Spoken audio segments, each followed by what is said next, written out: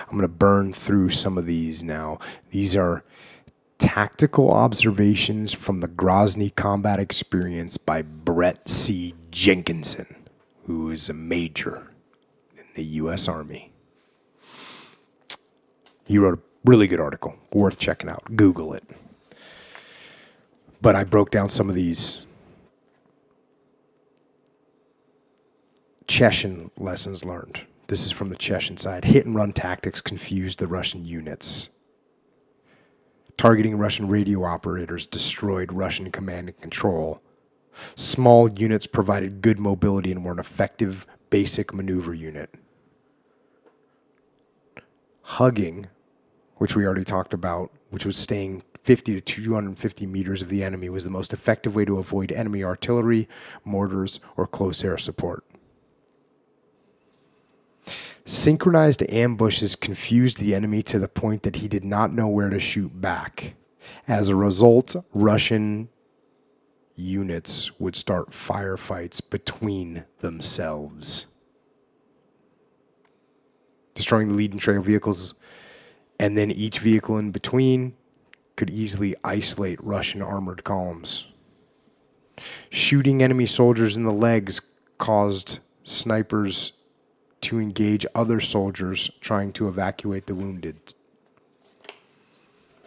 And on leadership, a loosely organized unit that allowed greater freedom of action was effective to defend Grozny.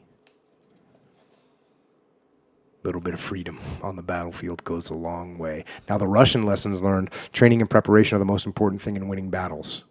Urban combat training must be longer than days or weeks to be effective. Urban combat maneuver must be tailored to fit the enemy situation. Task organizing into small, squad-sized combined assault groups worked better than large units.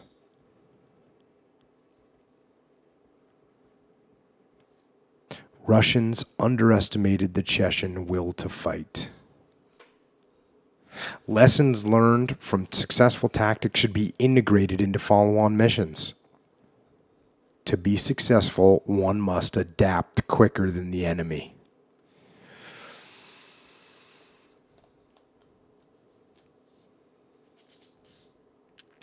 For the leadership perspective, again, this is the Russians. Adapted lessons learned from previous urban battles proved invaluable.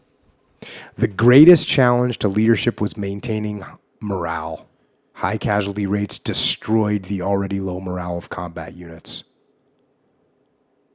Another challenge to morale was the Russian soldiers' fear of enemy mistreatment if captured. And this is an important one. Failure to justify the nature of Russian military intervention in Chechnya resulted in low morale. So the troops on the ground not knowing and not understanding why they were there, not understanding the strategic importance or the vision, hurt their morale big time.